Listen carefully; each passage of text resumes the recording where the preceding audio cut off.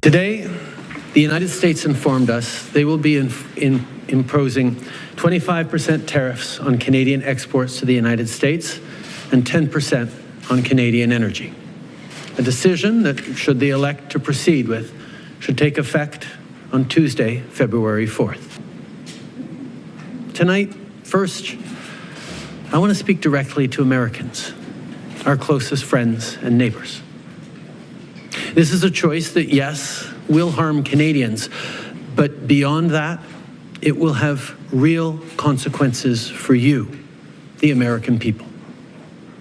As I have consistently said, tariffs against Canada will put your jobs at risk, potentially shutting down American auto assembly plants and other manufacturing facilities.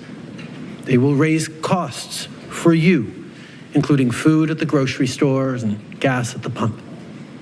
They will impede your access to an affordable supply of vital goods crucial for U.S. security, such as nickel, potash, uranium, steel, and aluminum. They will violate the free trade agreement that the President and I, along with our Mexican partner, negotiated and signed a few years ago. Let's take a moment to talk about our shared border. Our border is already safe and secure, but there's always more work to do.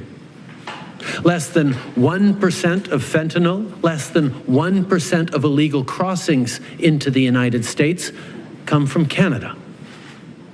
But hearing concerns from both Canadians and Americans, including the American president himself, we're taking action.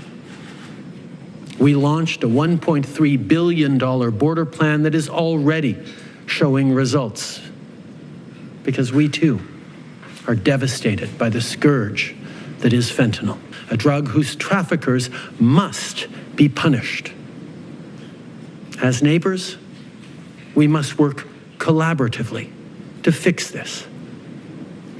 Unfortunately, the actions taken today by the White House split us apart instead of bringing us together.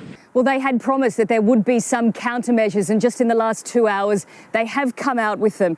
They've said that there'll be a 15% tariff on any coal and liquefied natural gas that comes from the United States to China.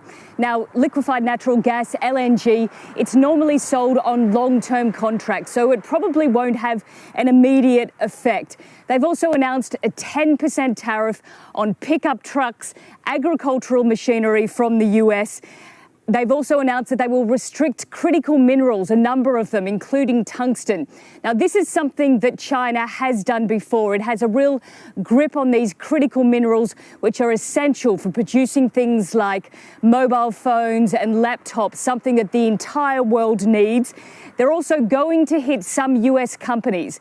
They're launching an antitrust investigation into Google, and another couple of US companies are also going to be sanctioned.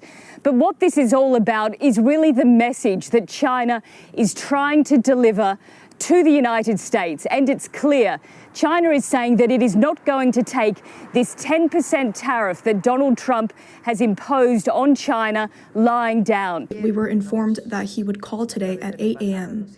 At the end, he asked how long we could put the tariffs on hold, and I told him, let's put them on hold permanently.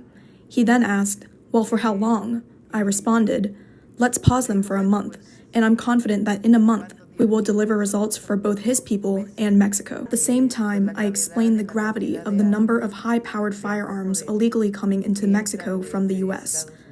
These high-powered weapons empower criminal groups and give them firepower. We also asked the U.S. to help prevent arms trafficking from their country into ours. He agreed.